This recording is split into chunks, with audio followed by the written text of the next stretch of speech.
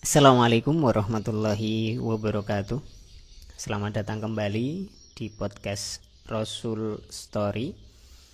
Dan ini adalah episode yang akan membacakan bab pertama dalam buku Muhammad Masih Hidup. Sebenarnya sebelum bab ini kita sudah membaca bagian pendahuluan, yaitu tentang keistimewaan Sirah Nabawiyah. Setelah keistimewaan, ada satu subbab yang membahas tentang sumber-sumber pustaka kajian sirah dan juga membahas tentang perkembangan penulisan sirah Nabi. Akan tetapi, karena dua pembahasan itu cukup pelik dan lebih tepatnya adalah untuk akademisi, kalangan akademisi, dan akan cukup rumit untuk dipahami oleh mayoritas awam, maka dua subbab itu kita lewati. Jika para pendengar, para pemirsa ingin membacanya, ya, para pendengar, para pemirsa bisa membacanya di buku ini, ya, Muhammad Masih Hidup karya Syekh Mustafa Asy'ibai. Kita langsung saja ke bagian pertama, yaitu bab pertama, kehidupan Muhammad Shallallahu Alaihi Wasallam sebelum masa kenabian. Di bab ini pun ada beberapa pembahasan yang cukup panjang, berlembar-lembar. Agar episodenya tidak panjang dan kita tetap bisa mengambil pelajaran, maka saya akan membacanya bagian per bagian. Kemudian setiap bagian cerita akan diikuti dengan satu bagian pelajaran yang bisa diambil dari cerita tersebut. Selamat menyimak. Bab 1. Kehidupan Muhammad Shallallahu Alaihi Wasallam sebelum masa kenabian. Kelahiran yang monumental menuju tugas suci. Beberapa informasi yang valid seputar kehidupan Muhammad Shallallahu Alaihi Wasallam mengantarkan kita pada fakta-fakta berikut. Pertama, Muhammad dilahirkan dalam keluarga yang baik di lingkungan masyarakat awam. Keluarganya termasuk keturunan terhormat dalam kabilah Quraisy, yakni keturunan Bani Hashim. Sedangkan Quraisy merupakan kabilah yang paling disegani, paling baik nasabnya, dan paling tinggi derajatnya di kalangan kabilah-kabilah bangsa Arab. Dalam konteks ini, Abbas menuturkan bahwasannya Rasulullah Shallallahu Alaihi Wasallam bersabda, Allah telah menciptakan makhluk dan Dia menjadikanku dari kaum yang terbaik dari makhluknya. Kemudian Dia memilih beberapa kabilah dan Dia menjadikanku berasal dari kabilah yang terbaik. Lalu Dia memilih beberapa keluarga dan Dia menjadikanku berasal dari keluarga yang terbaik. Maka aku adalah orang yang terbaik jiwa dan keluarganya. Hadis riwayat At-Tirmidzi dengan sanad sahih. Karena tingkatan nasab yang terhormat dalam kabilah Quraisy tersebut, kita tidak akan pernah menemukan celah sedikit pun dalam diri Nabi Muhammad. Mungkin saja Muhammad sudah seringkali dihina dalam banyak hal yang direkayasa. Akan tetapi hinaan itu tidak pernah ditujukan pada nasabnya. Baiklah para pendengar, itu bagian pertama dan kita akan mengambil pelajaran dari situ. Dan Syekh Mustafa Asy'ibai sudah menuliskannya untuk kita, sehingga kita bisa mendapatkan pelajarannya apa itu. Baik, saya bacakan. Belajar dari sang terpercaya, itu judulnya. Dengan menelaah berbagai peristiwa yang telah disebutkan sebelumnya, penulis menarik beberapa pelajaran dan kesimpulan sebagai berikut.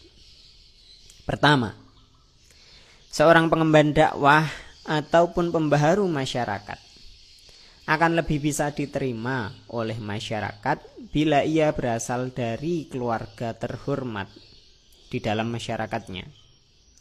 Karena umumnya masyarakat akan meremehkan pembaharu ataupun juru dakwah bila ia berasal dari daerah lain yang tak dikenal atau mempunyai nasab yang rendah.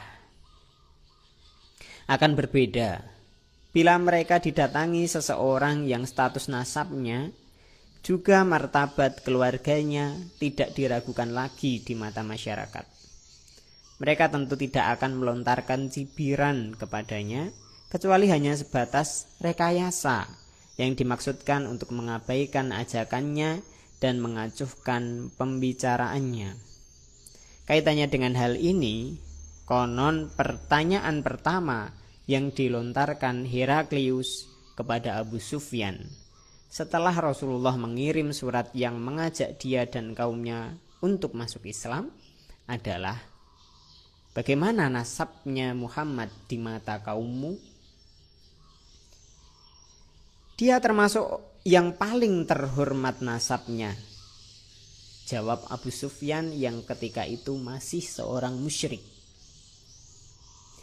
Usai mengajukan beberapa pertanyaan kepada Abu Sufyan dan mendengar semua jawabannya, segera saja Heraklius menjelaskan rahasia di balik pertanyaan yang dilontarkannya seputar Muhammad Rasulullah. Ia berkata, "Aku telah bertanya kepadamu tentang nasabnya di mata kaummu. Kau tegaskan bahwa ia berasal dari keturunan yang terhormat di mata kaummu. Memang demikian. Allah tidak akan memilih seorang nabi kecuali dari keluarga terhormat di dalam kaumnya, dan kadang juga dari keturunan yang menengah. Memang benar, Islam tidak menetapkan keluhuran nasab sebagai tolok ukur di samping amal perbuatan. Akan tetapi tidak tertutup kemungkinan bahwa orang yang memiliki keluhuran nasab dan reputasi yang baik akan lebih disegani dan lebih mulia martabatnya di mata masyarakat. Dalam hal ini Rasulullah SAW dalam sebuah hadis sahih bersabda, sebaik-baik kalian pada masa jahiliyah adalah sebaik-baik kalian sesudah datangnya Islam bila mereka memahami. Inilah bagian yang pertama dari kehidupan Nabi Muhammad sebelum masa kenabian. Dan tadi kita telah membaca, telah menyimak bersama bahwa Nabi Muhammad SAW adalah seorang yang nasabnya mulia. Para pendengar dan para pemirsa Rasul Story, tadi sudah disampaikan oleh penulis, Islam tidak menetapkan kemuliaan seseorang itu dari nasab. Semua manusia di mata Allah sama. Ya, mau nasabnya semulia apa, seterhormat apa, dia di mata Allah sama. Dalam hadis Nabi SAW juga dikatakan, ya, man batu abihi amaluhu lam yusri bihi nasabuhu. Orang yang amalnya itu lambat, maka nasabnya tidak akan mempercepat kemuliaannya. Maksudnya, ya, kita di mata Allah dilihat dari amal kita. Kita di mata Allah dilihat dari ketakwaan kita, bukan nasab kita. Akan tetapi, mengapa Allah Subhanahu wa taala memilih dan menjadikan Nabi Muhammad SAW sebagai utusannya berasal dari nasab yang paling mulia? Ini adalah strategi ilahiyah, ya, agar dakwah ini bisa sukses, bisa berhasil. Maka ia memilih nabinya, memilih rasulnya dilahirkan dari nasab yang mulia. Karena jika tidak, tentu nabi ini, tentu rasul ini harus mengalami tambahan lagi ujian, yaitu dengan kaumnya akan mencela nasabnya. Kaumnya tidak mau mendengarkannya karena nasabnya yang buruk. Tapi Allah tahu itu. Maka Allah dengan keadilannya, dengan kebijaksanaannya, Allah menjadikan nabi terlahir dari nasab yang mulia. Ala kulli hal, ya bagaimanapun itu, sekali lagi yang penting untuk kita ambil pelajaran adalah nasab itu bukan suatu hal yang penting di sisi Allah. Karena nasab ini tidak akan berarti apa-apa jika amal dan ketakwaan kita rendah nilainya di hadapan Allah. Amal dan ketakwaanlah yang menjadi tolak ukur di mata Allah. Walaupun manusia memandang nasab, akan tetapi amal dan takwa itulah yang menjadi pandangan Allah Subhanahu wa taala. Inna akramakum indallahi atqakum. Sesungguhnya yang paling mulia di sisi Allah, ya, itu adalah orang yang paling bertakwa di antara kita.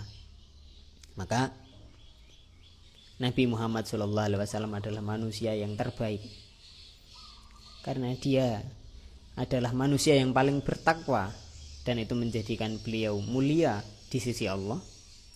Dan beliau adalah manusia dengan nasab yang terbaik, yang itu menjadikan beliau mulia di sisi manusia. Dan beliau menghiasi nasabnya yang baik dengan akhlak yang baik, sehingga beradaban manusia memandangnya sebagai manusia yang paling agung, paling mulia. Sungguh mulia baginda Nabi Muhammad SAW. Semoga kita semuanya bisa meniti jejak jalan hidup beliau, meneladani akhlak-akhlak beliau, sehingga kita akan bertemu dengan beliau nanti di akhirat, ya insyaallah. Demikian episode ini saya cukupkan. Semoga bermanfaat. Tetap stay tune dengan podcast Rasul Story. Jangan lupa untuk like, subscribe jika belum, dan share sehingga pelajaran-pelajaran ini bisa bermanfaat dengan lebih luas lagi. Demikian, assalamualaikum warahmatullahi wabarakatuh.